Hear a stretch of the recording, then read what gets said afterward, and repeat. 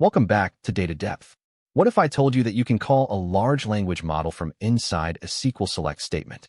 No Python, no API keys, no infrastructure. Just a function, sitting right next to sum and count. That's exactly what Databricks AI functions are. In this video, I'll show you the whole family: AI classify, AI extract, AI query, and friends, with real examples. We'll talk about the thing most people get wrong, which is how these are priced, because they do not bill like your regular cluster. And I'll show you how teams are actually using these in production right now, because this is not a demo feature. Let's get into it. Here's the mental model. An AI function is just a SQL function. You point it at a column of text. Databricks sends that text to a foundation model it hosts and manages for you. And the model's answer comes back as a new column in your result set. That's it. The revolutionary part is what's missing. There's no model deployment, no endpoint to spin up, no API key management, no retry logic, no rate limit handling. An analyst who knows SQL, and only SQL, can now run a language model over 10 million rows. That's a genuinely new capability for data teams. Let's look at the whole family, because it's grown a lot. For documents, there's AI parse document for pulling text and tables out of PDFs, AI extract for pulling structured fields out of text, and AI classify for putting labels on things. For transformations, AI summarize, AI translate, AI fix grammar, and AI mask, which redacts sensitive entities. For analysis, AI analyze sentiment and AI similarity. And then the two general purpose ones, AI gen and AI query, where you bring your own prompt and even pick your own model. There's also AI forecast for extrapolating time series, and vector search for retrieval. Now let's see the important ones in action. Here's AI classify, and honestly, this is the one you'll use most. You give it a text column and an array of labels, and it returns the best matching label for every single row. Look at how little code this is. One function call, and every support ticket in the table gets categorized. The model reads the full text of each ticket, so it catches nuance that keyword rules miss. A ticket that says, "I was charged twice and now I can't log in," gets classified by what it's actually about, not by whichever keyword happened to appear first. Sentiment and summarization work the same way. AI analyze sentiment returns positive, negative, neutral, or mixed for each row. AI summarize takes the text and an optional word limit and gives you a tight summary. Put them together, and this one query turns a week of raw product reviews into something a product manager can actually scan in 5 minutes. Before AI functions, this exact pipeline was a Python notebook, a model endpoint, batching logic, and error handling. Now it's a select statement. AI extract might be the most underrated function in the family. You give it unstructured text and a list of field names, and it returns a struct with those fields populated. Customer name, order number, requested action, deadline, pulled out of a rambling email body.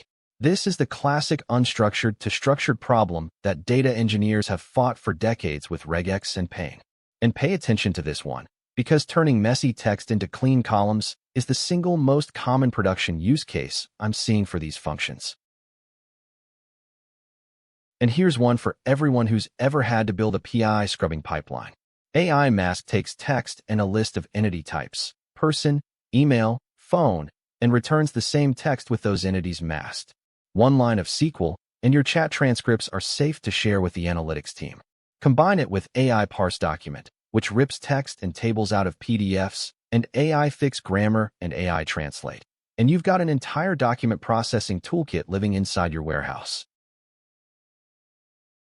When the task-specific functions don't fit, there's AI query, the general-purpose escape hatch. You pick the model endpoint by name, write your own prompt, and concatenate your data into it. This is how you do custom tasks, like having a model flag compliance risks and contract clauses. AI query also supports structured output schemas and even querying your own custom deployed models, so it scales from quick experiments all the way to serious batch inference pipelines. Task-specific functions for the common stuff, AI query for everything else. Now the part of this video you actually need to hear, because this is what almost everyone gets wrong. AI functions are not priced like your regular cluster. When you run one of these queries, there are two separate meters running. Meter 1 is your SQL warehouse or cluster, billing DBUs for compute time, exactly like always. Meter 2 is the foundation model endpoint. Your text leaves the warehouse, goes to the LLM, and that's billed per token, based on how much text goes in and comes out. Not per hour, not per query, per token. Your warehouse does not get bigger or more expensive because you used AI functions. The AI cost shows up as its own line item. Let's put real numbers on it. Pay per token pricing is quoted in DBUs per million tokens, and a serverless DBU is roughly 7 cents.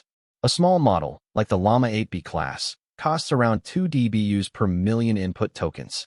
That's about 15 cents per million tokens. A big 70B class model costs around 7 DBUs per million input tokens, roughly 50 cents. And here's the beautiful part for cost governance. Every dollar of AI function spend lands in the Databricks system billing tables, tagged by job, warehouse, and pipeline. You can literally write a SQL query to see what your SQL queries spent on AI. Let's make it concrete. Say you classify 100,000 support tickets, and the average ticket is 200 tokens. That's 20 million input tokens. The output is just a one-word label per ticket, so output cost is basically nothing. On a small model, 20 million tokens is around 43 DBUs, which is roughly $3. $3 to have a language model read and categorize 100,000 tickets. Your SQL warehouse running for the same hour probably cost more than that. So yes, the AI charges are real, and they're separate, but for classification and extraction workloads, they are genuinely minimal. The expensive mistake isn't using AI functions. It's not knowing which meter is running. Why is it this cheap? 3 reasons. First, it's provisionless.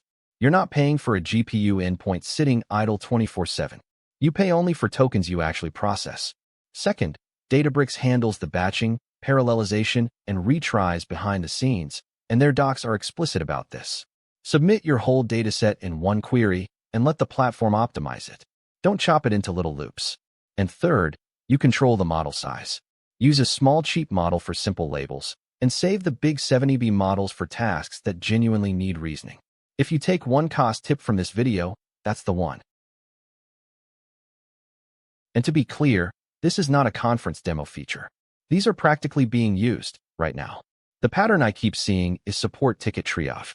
Companies run AI classify for category and urgency, AI extract for entities like affected systems, and AI gen to draft a recommended response, all in one scheduled pipeline, feeding a dashboard the support team works from every morning. Databricks built these to slot directly into Lakeflow declarative pipelines, workflows, and structured streaming, which tells you they expect production use, not experiments. Document processing is the other big one. Invoices, contracts, claims, parsed and extracted at scale. And these functions have started showing up in data engineering interviews, which is exactly why you should be able to talk about them. Here's what that production pattern actually looks like. One scheduled query. Every 15 minutes, it picks up new unprocessed tickets, classifies the priority, extracts the affected system and customer tier, and writes a 30-word summary. 3 AI functions, 1 table, and the support team's queue is now sorted by what actually matters. Notice the where clause. Only new tickets get processed, so you're not paying to reclassify the same rows. Same idempotency principle as any good pipeline, and here it directly saves you money. Before you run off and use these, for gotchas from real usage. 1. Don't loop over small batches. Submit the full dataset in a single query. Databricks parallelizes it better than your loop will. 2. Filter before you enrich. Every row you exclude with a where clause is tokens you don't pay for. Run the cheap SQL filters first, then the AI function on what's left. 3. Language model output is not deterministic. If a downstream system depends on the labels, validate them. Same rule as any LLM in a pipeline. And 4. Several of these functions are still in public preview. So check availability in your cloud and region before you promise your boss a production pipeline. And here's the interview insight, because there's always one on this channel. If an interviewer asks about Databricks AI functions, the weak answer describes what they are. The strong answer talks about the cost model and the boundaries. Something like, the warehouse bills per hour but the model bills per token, so I filter rows before enriching, and I match the model size to the task. And then the senior signal, knowing when not to use them. If a regex or a join can solve it deterministically, you don't spend tokens on it. AI functions are for problems where the input is genuinely unstructured. Interviewers aren't probing whether you know the feature. They're probing whether you can be trusted with the bill. Quick recap. Databricks AI functions put large language models directly into SQL. AI classify, AI extract, AI summarize, and friends cover most of what teams actually need, with AI query as the custom escape hatch. They're priced on a separate meter from your compute, per token, and for classification and extraction workloads that meter reads minimal. Think single-digit dollars for 100,000 rows on a small model. And they're production-ready, with batch pipelines, streaming support, and cost tracking in system tables. So here's my question for you. Would you trust AI classify in a production pipeline today, or does the non-deterministic output still scare you? Tell me in the comments. I read all of them. If this was useful, a like genuinely helps the channel, and subscribe, because next up I'm building a full end-to-end pipeline that uses these AI functions on streaming data. And if you're preparing for data engineering interviews, my video on the questions Google actually asks is on screen right now. Thanks for watching Data Depth. See you in the next one.